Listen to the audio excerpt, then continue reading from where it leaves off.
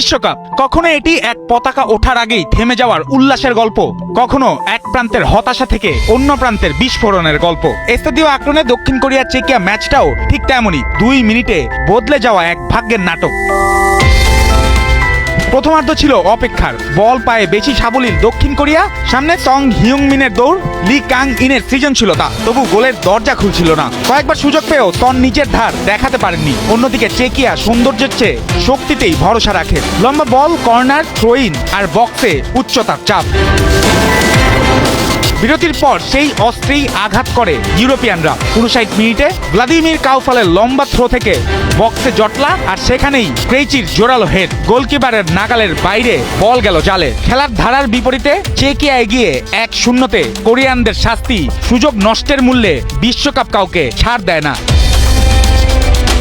কিন্তু এশিয়ার টাইগাররা মাথা নিচু করেনি। 68 মিনিটে হোয়ান ইং বম আঁকলেন ম্যাচের সবচেয়ে সুন্দর ছবি। লি কাং ইনের পাস, বক্সে হোয়াং ইন বমের প্রথম টাচেই ডিফেন্ডার ছিটকে গেলেন। তারপর গোলরক্ষকের ওপর দিয়ে চিপ, যেন সময় থামিয়ে ধীরে ধীরে জালে নামলো বল। স্কোর 1-1। ম্যাচে ফিরে দক্ষিণ কোরিয়া।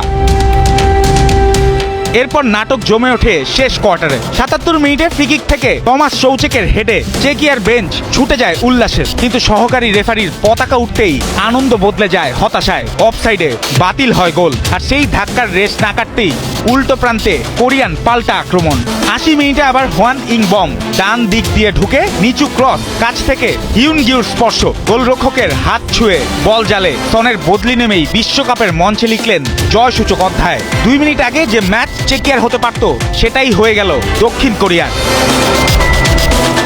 শেষ বাসিতে দক্ষিণ কোরিয়া 2, চেকিয়া 1। 2010 সালের পর প্রথমবার জয় দিয়ে বিশ্বকাপ শুরু করলো কোরিয়ানরা। গ্রুপ এতে মেক্সিকোর পাশে 3 পয়েন্ট নিয়ে দাঁড়িয়ে গেল এশিয়ার টাইগাররা। আর এই ম্যাচ শেখালো বিশ্বকাপে শুধু এগিয়ে যাওয়া যথেষ্ট নয়, ঝড়ের পর ফিরতে জানাটাই আসল শক্তি।